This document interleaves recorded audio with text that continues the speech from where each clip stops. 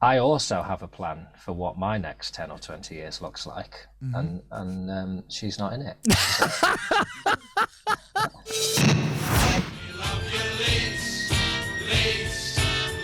And ladies and gentlemen, here's Jon Richardson. Yeah. Hello there. Good morning. John. Good morning. That's nice. How are you? I'm good.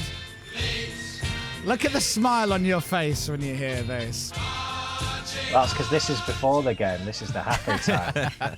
Would you say this is a spin-off from Meet the Richardsons?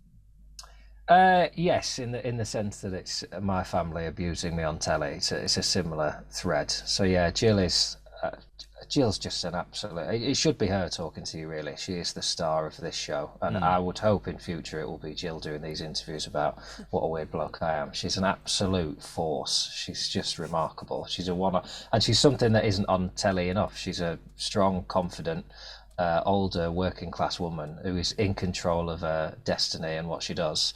And I'm like, when sometimes you see a tornado and then a cow is stuck in it, and the cow just glances to the camera and says, I don't know why I'm here either. That's sort of what I am in this show. That's a lovely image. Yeah. But she can't be that. Does she really need to find somewhere to retire? I don't want to ruin the premise of the show. But Well, she is. Go on.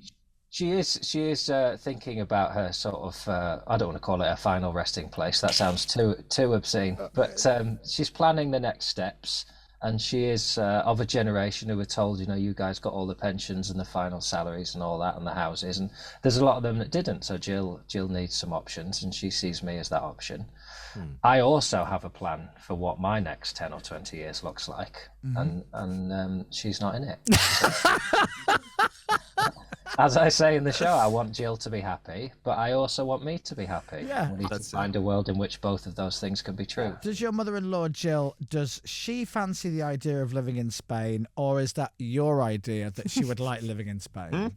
No, she's lived in Spain before. Right. So she has lived in Spain. She had a very happy couple of years out there, and I want her to know that that's still a possibility. Despite recent political decisions and all that, there is still a welcome arm for people like Jill in Spain. So we went out to Benidorm first, which I thought would please both of us. She can have a little farm somewhere, and I can go to the Yorkshire Pride and watch Leeds games and pay £1 a pint. And it turns out she's not into that. Tried to get her work on a cat sanctuary, tried to get her work in a bar in Benidorm, and then we set off on a car. We live in a cave for a while. We disrupt a religious festival. It's absolute carnage, but it's all just chaos and fun. And it's supposed to make you laugh for an hour, and then that's it. She turned down a job at a cat sanctuary. What's wrong with the woman? She did, yeah. She it turns out she's not as much of a fan of cats as I thought. I made an assumption.